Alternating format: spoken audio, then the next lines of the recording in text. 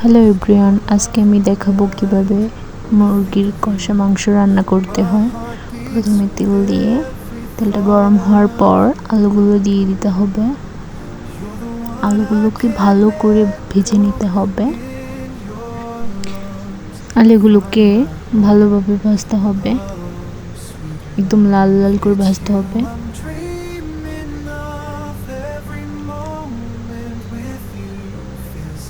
আলুগুলোতে এখন অল্প হাফ চামচ লবণ দিয়ে ভালো করে নেড়ে নিতে হবে, নাড়াচাড়া দিয়ে নিতে হবে। এরপর হাফ চা চামচ হলুদ গুঁড়ো দিয়ে দিতে হবে আলুটা ভালো কালার হওয়ার জন্য। এরপর ভালো করে ভেজে নিতে হবে, একদম লাল লাল হওয়া পর্যন্ত।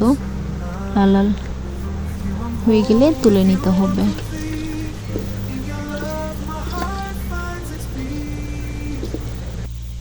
আমি আলুগুলো তুলে নিব।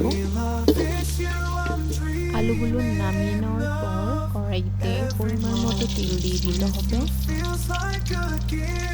তেলটা গরম হওয়ার পর ম্যারিনেট করা মুরগিগুলো দিয়ে দিতে হবে।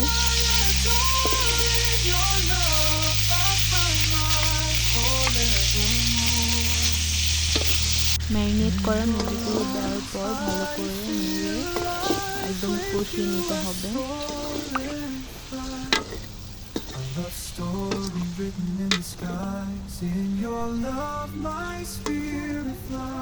ভালো করে নাড়িয়ে মাংসগুলোকে কষিয়ে নিতে হবে।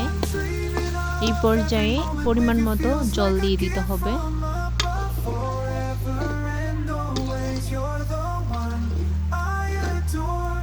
জল দিয়ে ভালো করে নেড়ে চেড়ে দিতে হবে। এরপর একটু ফুটিয়ে আসলে ঢাকা দিয়ে দিতে হবে। আলুগুলো দিয়ে ঢাকা দিয়ে দিতে হবে। ভেজে রাখা আলুগুলো দিয়ে দিতে হবে।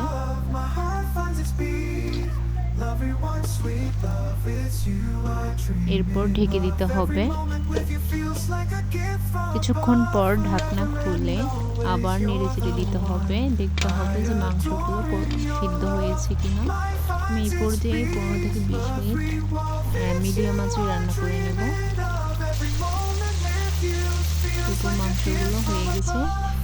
এরপর পরিমাণ মতো জল দিয়ে তারপরে মশলা দিয়ে নামিয়ে